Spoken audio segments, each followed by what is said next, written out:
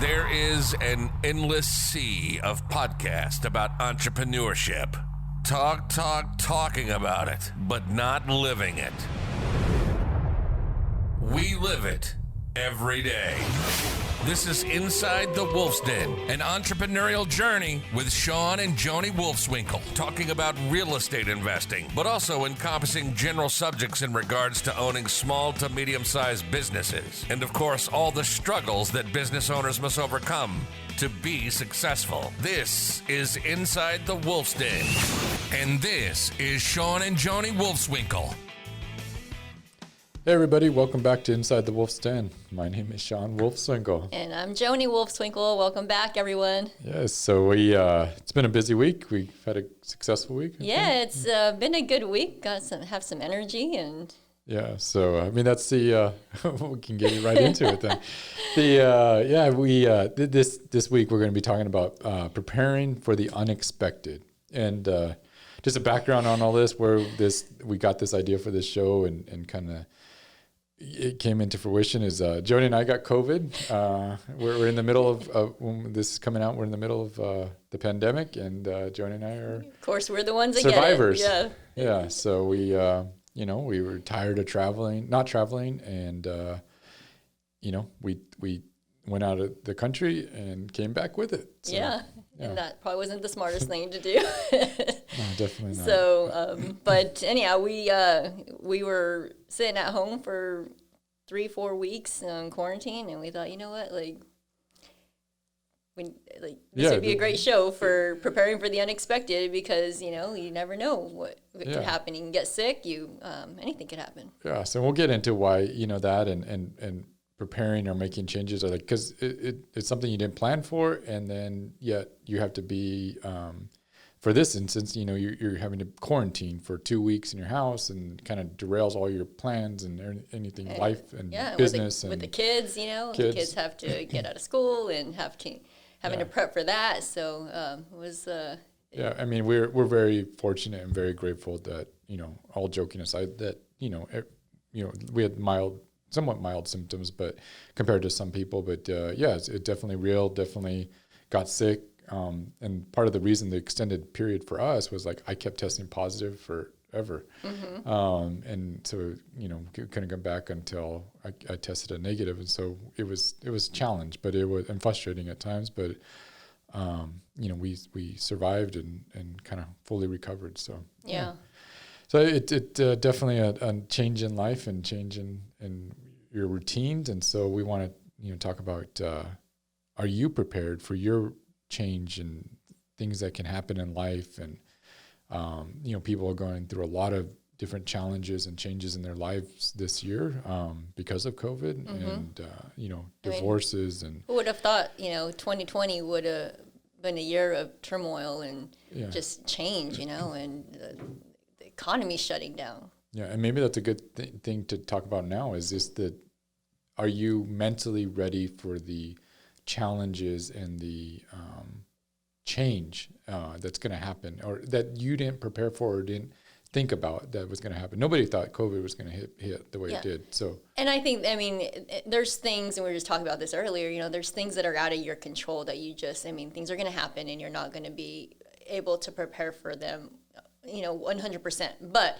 you can prepare your mind. You can prepare your body for that. I think that's what's helped us. At times we say that we're tunnel vision, because we don't hear the outside negativity or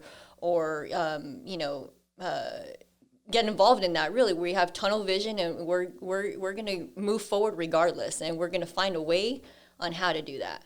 Correct. We've always we don't listen to the news. We don't read a lot of news articles and stuff like that. And it's not that we're oblivious to what's going on in the world, because when we find out, through people or family or friends or at work, but, major events, but we just don't like to hear the negative and put that self. And there was a period in COVID where I Yeah, I started like when I think it was March, and end of March, April, and I was like constantly on the phone and researching because it seemed like the world was falling apart. Yeah. And then you get so wrapped up in all that, and right now. And then you start to become negative, and and then your spouse and your kids start to become negative, and then it's just like a snowball effect. So I mean and then also with the health part of it. You and I are both, we're not super healthy and fit, but, we work on it every single day. Yeah. And, COVID wasn't as bad for us, but maybe it wasn't because we were healthy enough to, come out of it. Had ate right, exercised a lot. And even though we did all that consistently 5-6 days a week, we still felt the results. Yeah. It still affects you. And with the fevers and then congestion and then some fatigue. of the for sure. But we took care of our bodies and came out without any major symptoms or recovered 100%. But part of that was because we were taking care of ourselves ahead of it. Right. But I mean, what happens if you for our listeners, like if you have to take some time off of work or your business, could you take 2 or 3 weeks off without getting paid, right? Yeah. Or could your business survive, 3 or 4 weeks if something changes in your life and you do have to take off? Yeah. I could answer that. I mean, if it wasn't for my team and if it wasn't for us putting our team in place, I don't know if we would have been able to, but I mean, seamlessly they were able to handle everything. Correct. I mean, you were out like solid for a good week, totally down, not feeling good. And so, but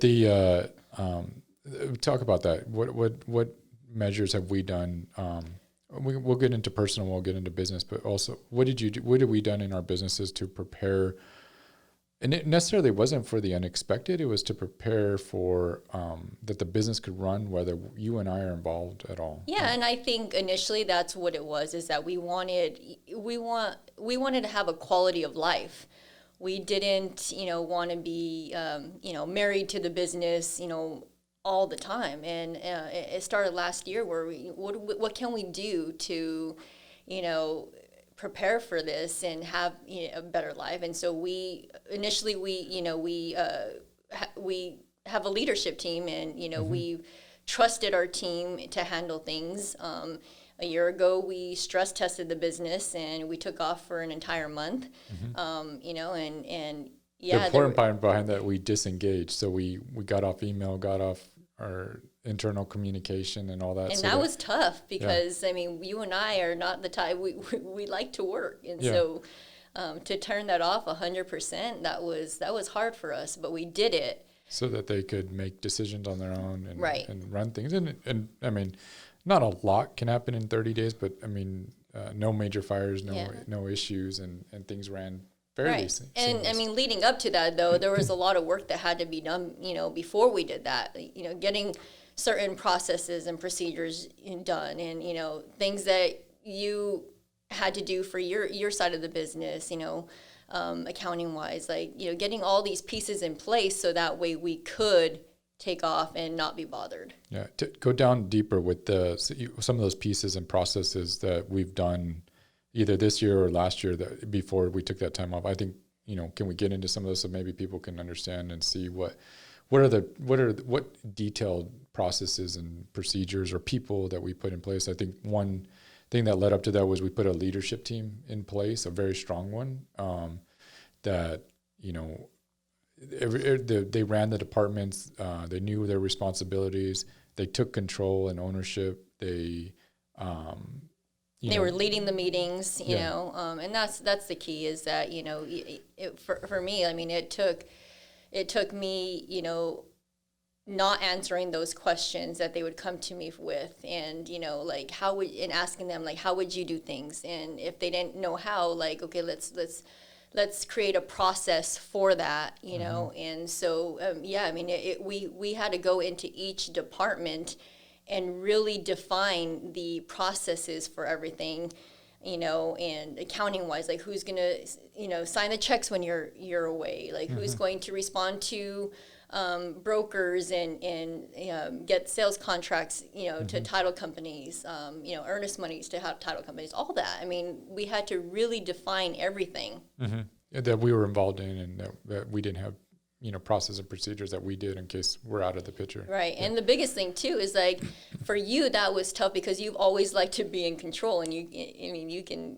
Jeez, making me sound like a control freak. Well, you were the bottleneck, at times, like, because he did all the marketing stuff and some other, things in the business that everybody came to you for, and you didn't like to delegate, and you kept it all in. And so we had to, like, for the most part, pull it off you and delegate it to other people. And now, and I think that's part of the reason why we've been able to scale our business is it's not just the Shawn and Joni show. Yeah. Like, it's, the team leading it, and it's their decisions. And if the process isn't working, they redefine it. Yeah. And it doesn't involve, they're taking the step, they're taking the initiatives, they're, thinking bigger, thinking higher level, what the step for the company is in general and the direction it's headed and leading the team. But yeah, I'm sure people can relate to that, the bottleneck.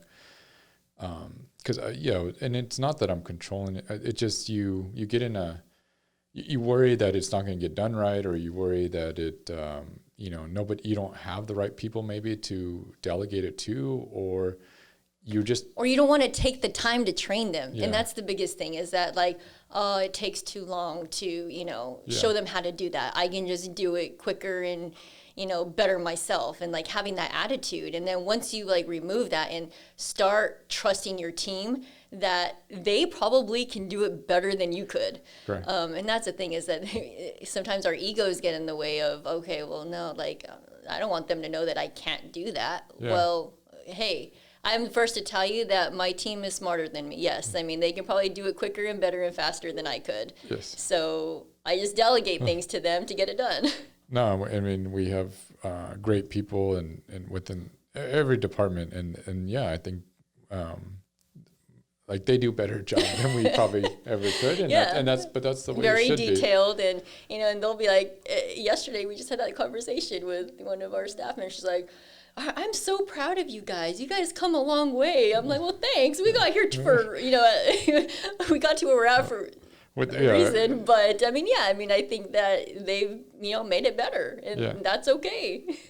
And you gotta be gotta accept that, even though you're still in the business, but it's still it's a humbling experience. It's good though. It's a positive thing that you got smarter, better people than you in place. That's how it should be. Yeah. So but it takes, you got to get there, and we've made mistakes along the way. We're not absolutely. perfect. We still make them today. Yeah, but we've, if you don't have a great team yet, you shouldn't be worried about that. Or if you've made mistakes, don't worry. We've been there with you, because when we first went at this, building a great team, we were talking about this last night, that, we've been at this for 20 years. There's no magical formula. There's no like, oh, you got lucky and, kind of lottery experience. It's been through constant and consistent and compounding changes and growth. And we've just done over and over. And we make a mistake and we learn from it, and then we don't do it again. So we've learned to hire better. We learned to screen better and get better qualified applicants and ask the right questions. And then you and I have grown as leaders, and how to lead better and, take talented people and grow them. Right. And so it's been but it didn't start there. And it's been small changes over time, which if you do that long enough, it's no different than saving money or investing. If you compound it and reinvest it, over 20 years, it all of a sudden becomes quite a bit of money, but you don't see that unless you just daily invest yourself and your team. And so, what other things, processes, and I think a good one is before we did all that, and even into this year, we've taken it a step further, but, we documented all our process and procedures and made it, transparent to the entire company. So everybody knew what to do, their role, who did what, a solid org chart. But we had everything detailed checklists and paper. For a long time, it was paper. procedures and processes that were documented. But then this year we've taken a step further and done videos. Right, and we're doing a lot of, training videos and, and for the most part, everything that we do, like the simplest thing of, even how to put a sign in the front yard, we try to dummy proof it as much as possible. So, like if, because it's a constant thing and like, you have to be training your people and, new things come up and you have to continue to put in processes and procedures for those things. And so. Correct. And so we've been doing with this year, we took it a step further with videos. So we've done a cool, we're doing either recording like you doing a process and procedure on a computer and it's, we're filming it and screening it so the steps to take. And we've done everything from videos where, hey, where do you place a sign in the yard? Where, how do you do a walkthrough of a home? I mean, things that you would think are like, I don't need to explain that. But like, well, if you want it done right, you got to show them the first time. Right. You got to really simplify it and make it. And it got brought up in leadership the other day was like, we're very big on remote team members. We have a company that helps companies provide, obtain remote team members. And so that's important. And our business thrives on using them. And, they're in different parts of the country, different parts of the world. And what's done in the U.S. might not be done in their part of the world, or we might use a type of construction and that's foreign to them. Right. Or even in New Mexico, when here in Texas, they're like, what's a swamp cooler? Well, we know what a swamp cooler is. So we got to do videos on like, what's a swamp cooler? How do you, how does it operate? How does it work? Because people haven't seen these or understand it. And so you do create videos so that it can, you can document it and somebody in a different part of the world can understand what's going on so that they can communicate that with an owner or tenant and know what's going on and better assist them and provide better service. You want them to be successful. Yeah. And then we've also, I think, before we left last year too, we started really focusing on our documenting our KPIs, our key performance indicators, what we're holding the team accountable for. Yeah, and I think that's key is, you have to have key performance indicators, in any business, so metrics, so how your business is doing. And we go through these weekly, the team knows if they're in red, they know what their focus is going to be. So it's a spreadsheet that shows like red, yellow, or green. So if you're red, you're failing, and then yellow, you're like doing okay, and then green, you're hitting your numbers. Right. Yeah. So it's the whole team sees it. So yeah, I think there's some, if you don't want your peers to think you're failing, and it doesn't have to be negative so much. It could be we reward our team for, if they're in the green for, a solid week, then they get rewarded for that with Shoney bucks. And then as a leader or a manager, then they can find areas that they need to maybe mentor or coach their team member. Right. And if they're struggling in a certain area, you can see it and, mentor them and help them and get them into the green. Yeah. But when we step out of the business, we don't have to sit there and hold people accountable, or we don't need to tell them every step of the way, like, are you doing good or not? They know, they have it's documented in the KPIs if they're performing well or not. Yeah. So yeah, it just shows, it just keeps your business in line and keeps your business focused on where you're headed and holding it accountable. Yeah. So. What about personally? So preparing for the unexpected personally, and we talked a lot now just about business, but I think you got to prepare for it personally. I think, you should always have at least 6 months of cash reserves, because you don't know like what can happen. You can lose your job. Your business COVID like shut down several businesses. We're very fortunate in the real estate space, and, we were able to stay open majority of the time, and it didn't affect us as bad as maybe some restaurants or something like that. And imagine if you thriving one day and within 30 days it's completely shut down. What are you going to do? Are you going to be able to survive? Are you going to be able to pay your mortgage? Are you going to, So having an emergency fund. Correct. And how do you go about, like, you put that in a savings account and you contribute to that monthly? I know it doesn't, it's not going to, it's hard for like people like myself, like well, that's money that's just sitting there not making anything. And sometimes that's hard to like to see or to deal with, but it's, you know, it's important. And yes, you should have it. Sometimes it's better maybe at a bank account that you don't, you know, not your regular one that you check every day or you see or you weekly or whatever. You don't, you know, you can't go just withdraw from it. It might be somewhere that's a little bit out of the way to get to it, but it's there. And you don't touch it.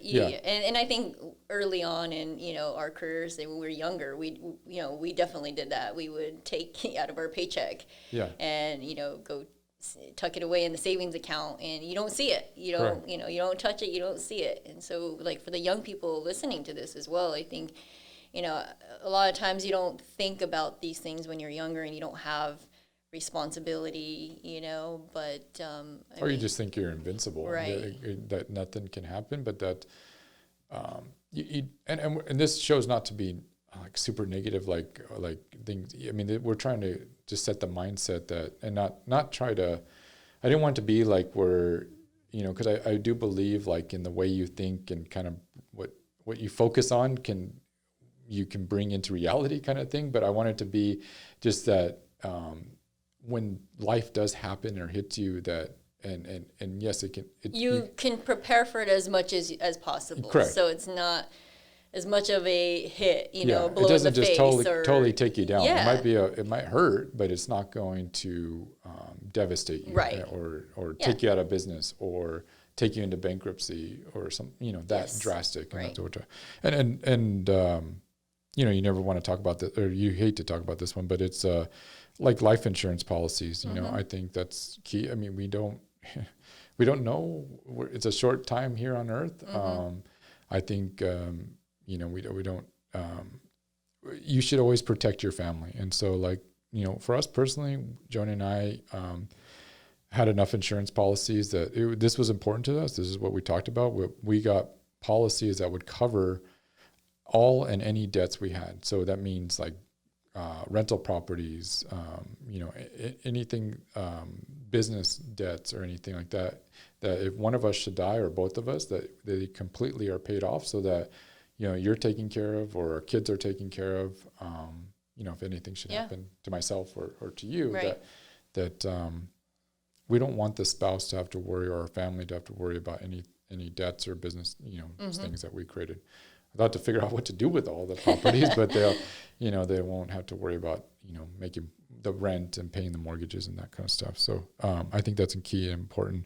I also think, you know, I know, you know, whatever I think you should prepare for, we didn't have this down, but I thought that should be brought up was, you know, your afterlife. I think you need to prepare for that too. So, you mean, like, know where you're going if something should happen to you. And so if you don't, of course, Joni and I, you know, are Christians, and we you know, so we believe that. I think that's important too, because you don't know. I think that prepare while you have time here on earth. So health insurance for worst case scenarios. I know, you know, sometimes people are, you know, have different views on health insurance, but I think it's also important to make sure you're properly insured so that you do have a major surgery or a major life-altering event that you need. Because a lot of people at times, medical bills can really devastate a person and their income, or you get in a bad accident and major medical bills, and you're not able.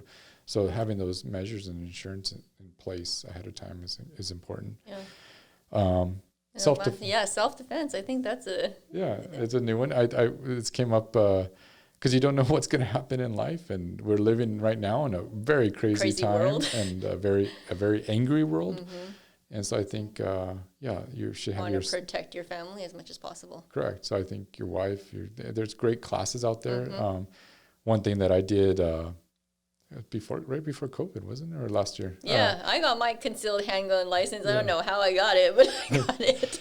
That's not that difficult. But you know, I did a whole week shooting class in Nevada, and but I thought I came back so way more prepared to, number one, protect my family if I absolutely needed to, but you know, how to properly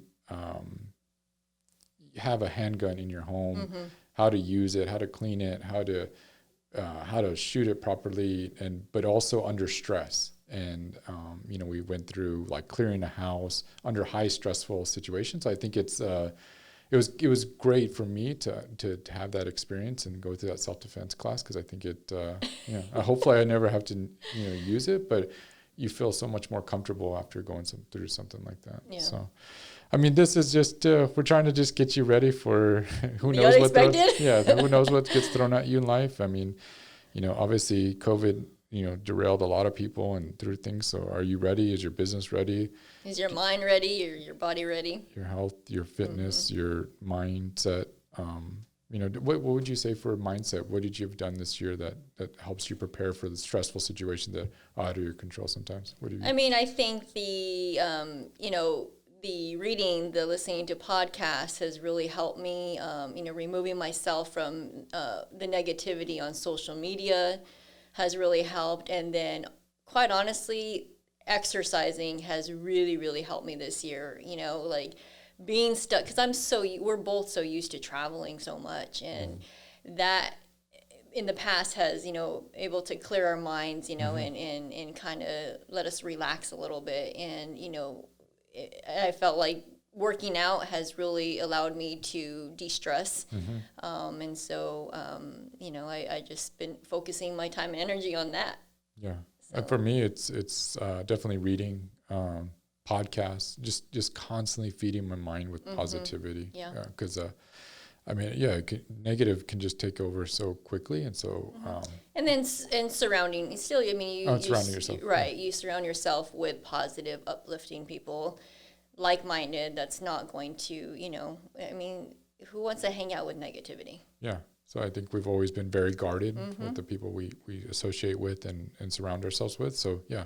So podcasts, books, and your association for sure. So, well, awesome. Do you have anything last thing to share this week? Are you good? Stay positive. Yeah, stay positive. So we'll end on that. Stay positive. Have a great week, and we'll see you next week.